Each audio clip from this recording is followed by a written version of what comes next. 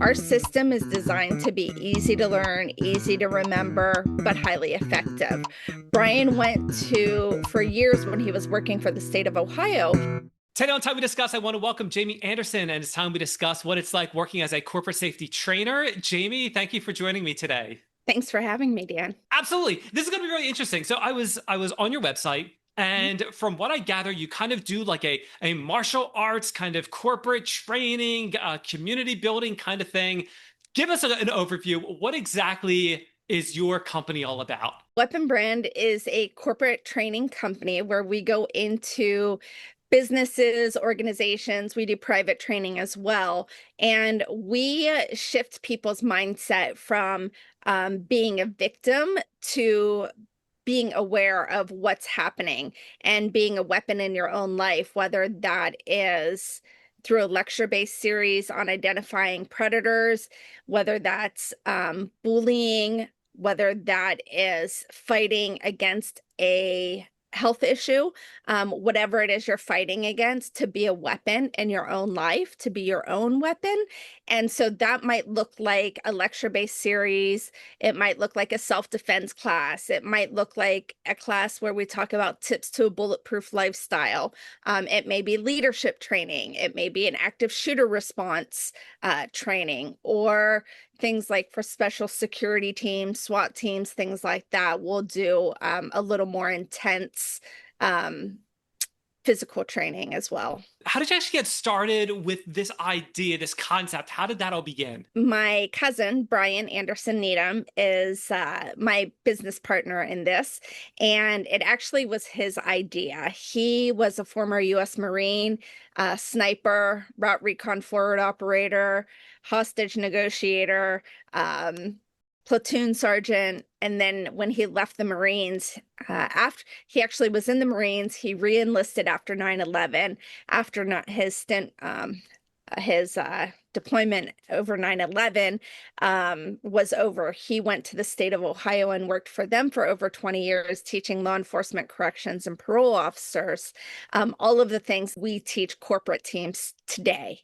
So, one of our programs is a realtor safety program that comes from his work with parole officers who were going into the homes of these parolees. You don't know what you're getting. Same with realtors. So we've developed a program for realtors. Anyways, this was Brian's baby, and he came down to Florida to visit me. And I asked my friends if anyone would like to come to a workshop put on by Brian to hear about, how to avoid predators. And a ton of people RSVP'd right away. And I said, why don't we do this in Florida, and we can do it together? And it just kind of took off from there. So we have trainers in Florida, Ohio, and New York. But we travel throughout the country. Okay. I want to come back to the different offices that you have. That's really, really cool. How did you decide on the different types of training? So you talked about realtors, you talked about leadership, you talked about, using yourself as a weapon. How did that part of it begin, and how did it evolve? Because I'm assuming you didn't offer all of that right out of the gate. Right out of the gate, we were offering so much because of my partner's experience. He has so much experience. We were offering everything, literally, and we still do, but we really don't focus on that so much anymore. We used to do tons of events for the public. We still do a lot of free community events and events for the public once in a while, but we really had to niche down into the corporate world because what we were offering was so much that people just kind of got confused.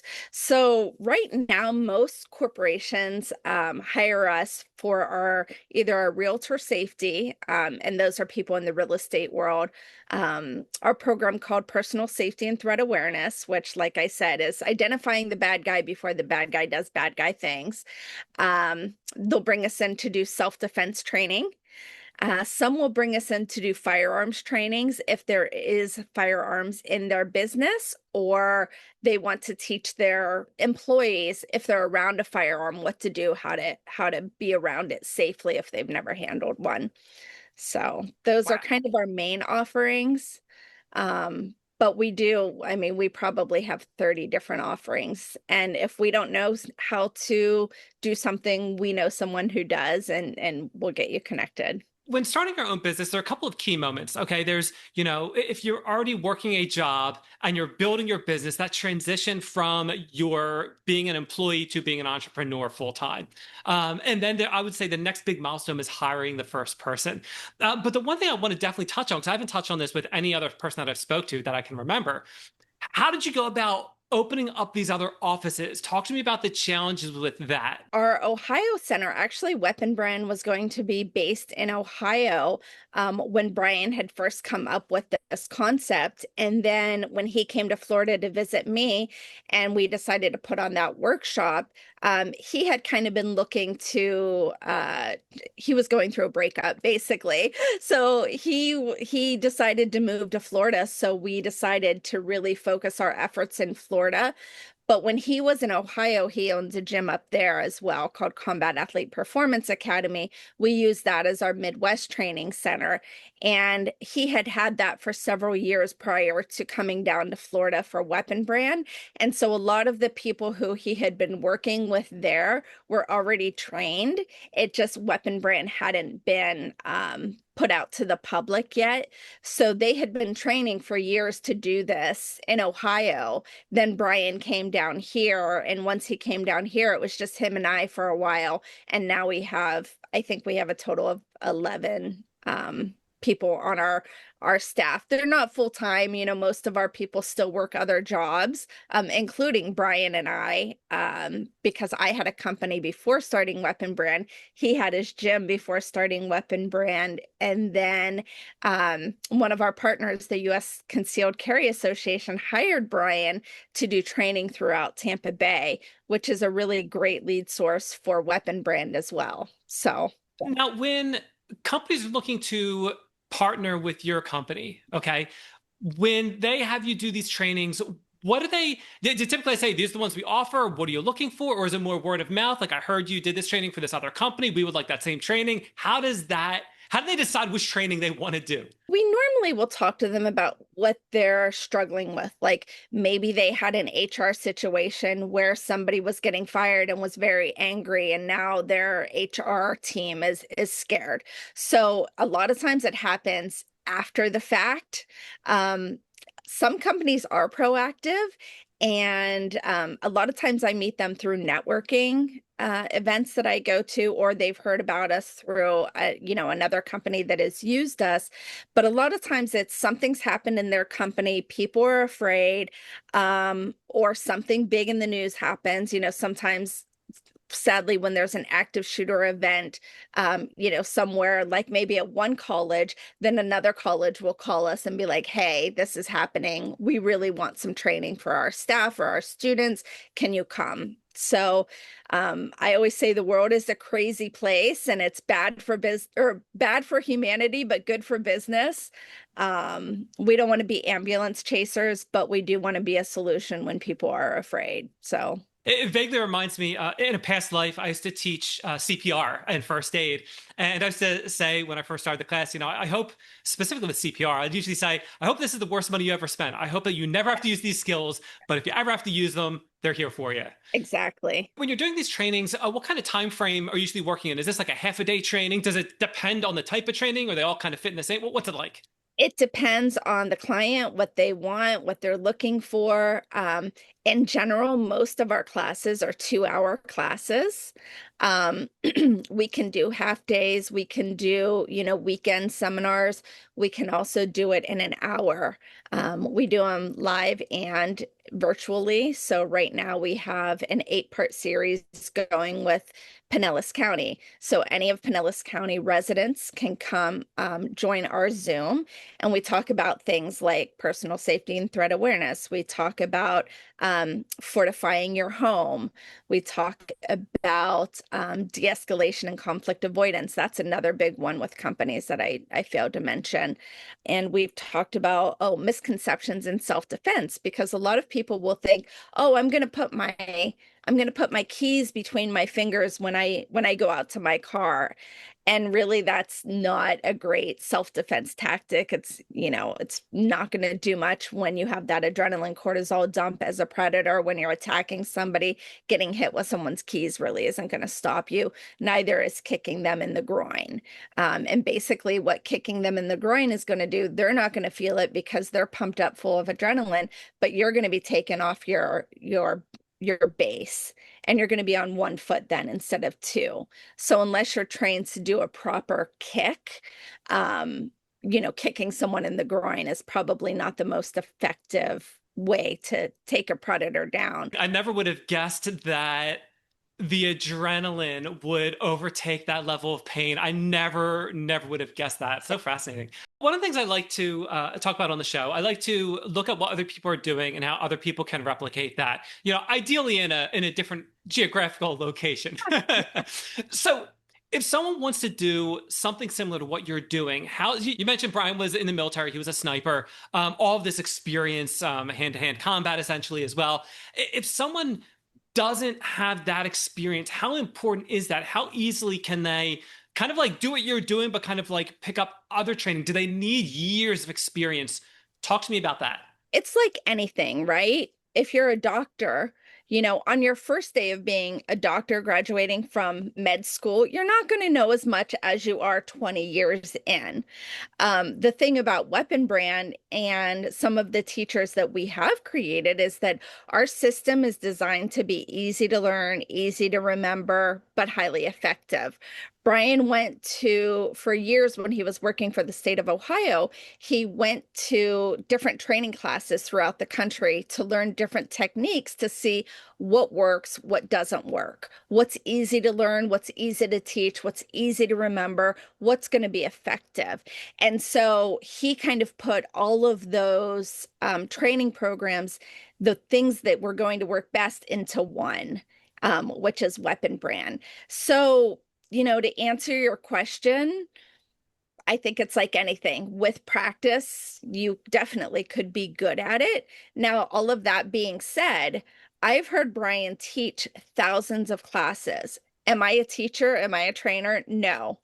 I don't have that gift, but I do all the marketing, I do all the scheduling, so there are some people who just have it and some people who just don't. Let's stick on that for a little bit. Let's talk about education. And you said you had a previous company before this. So you're bringing forth all this other experience from your other company. What about your formal education? How important is that in doing what you're doing? Did you go to school? Did you go to higher ed for marketing or business? Or were you a math major or an artist? Talk to me about your formal education, how important that is in doing what you're doing.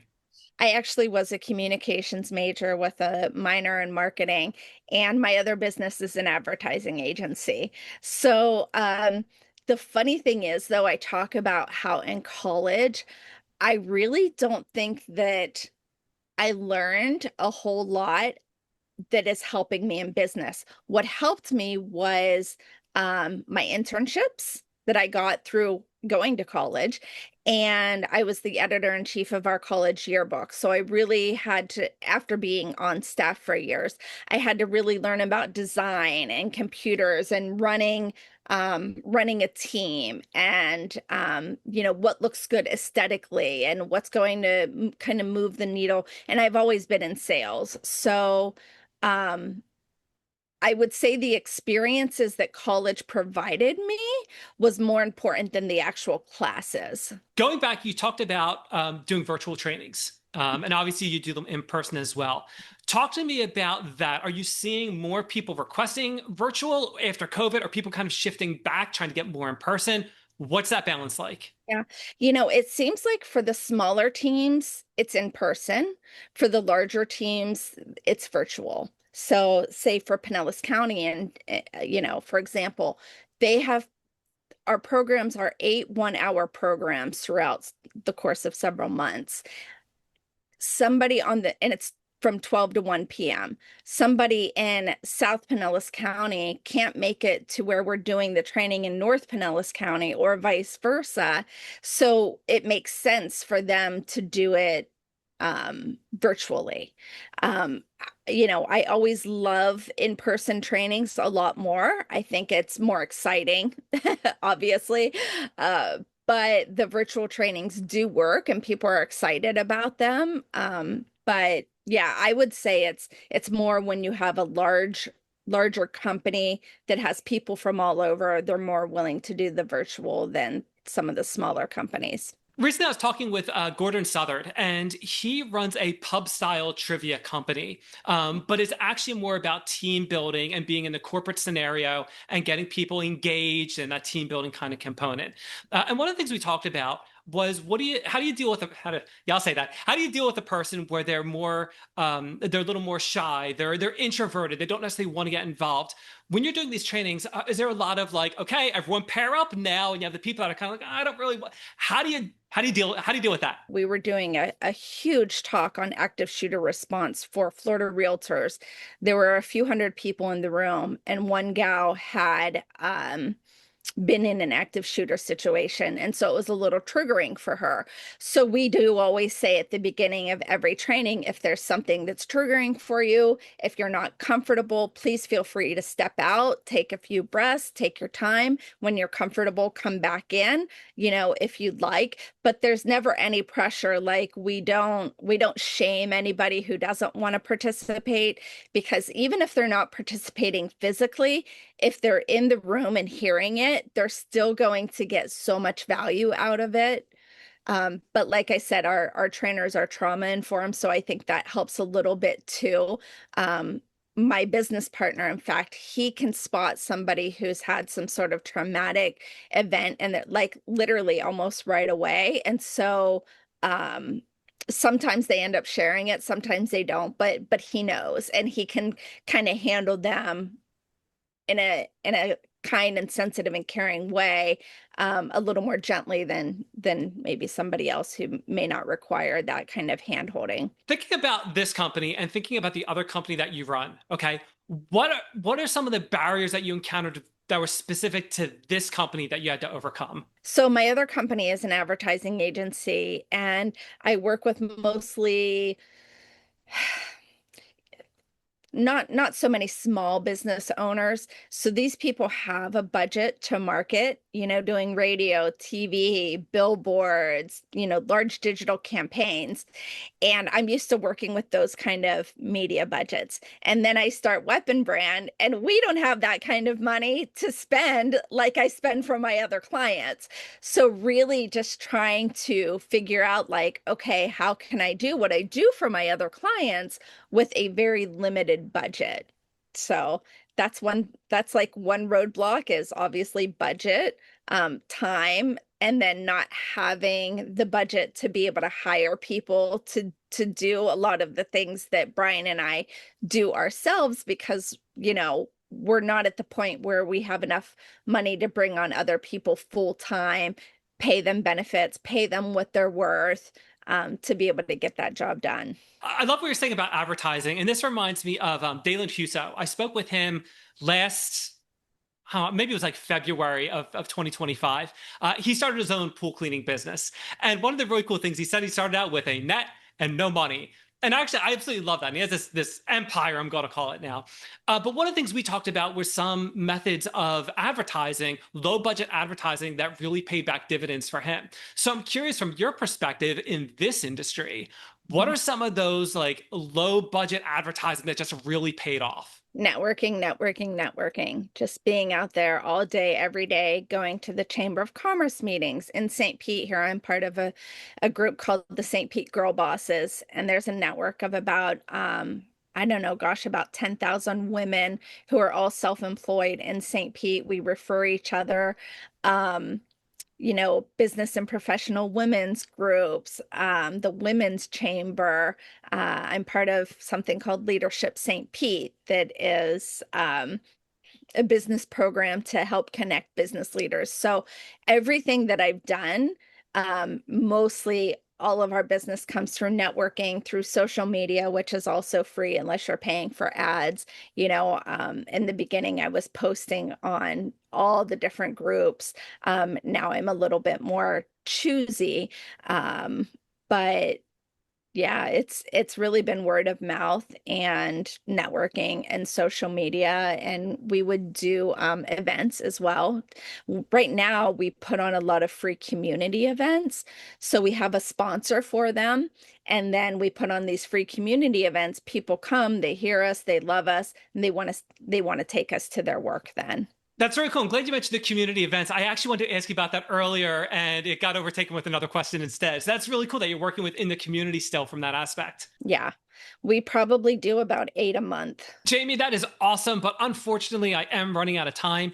Before I hand the floor over to you, I want to take a second and thank Diane Crespo for introducing us. Diane was in episode 56 as a professional organizer. Please, everyone, go check out that episode. Link is in the description. Jamie, this is the part of the show where I like to offer the guests an opportunity to talk about a project they're working on, a cause they believe in, more about their business. So if there's something specific you'd like to discuss, the floor is yours. 1 out of every 3 or 1 out of every 4 women is sexually assaulted every year. And in some at some point in time in their life. And I was thinking about, like, as a mother, how would I not be putting my kids into some sort of program to help them learn to protect themselves? um, as an employer, how can I not be training my employees for an active shooter response event? Because it's not when it happens. I'm not saying it's going to happen, but it will happen sometime around you in your lifetime. If you Google your birthday and put in active shooter, active aggressor, violent attack, something will come up, right? It happens every day of the year. So as an employer, why would you not protect your biggest assets? So that those are kind of the things that are running around in my head. Like, why wouldn't you? Like, what is stopping people from doing this? And so we're just out there to spread the word of, protect your people, protect the people that you love, and it doesn't cost a ton of money. And if you don't want to do it from us because we do cost money, call your local police station, sheriff's office, see if they have something that you can offer your team, because we only get one life to live, and you want to do the best to get home safely to your families at night. Jamie, this is really, really good information. I love that you call out, check with your local companies, your local community, see what they offer if you don't want to use your company. That is just awesome. Very admirable. Jamie, it's been absolutely awesome having you on Time We Discussed, and we learned all about weapon brand and corporate safety training. Thanks, Dan.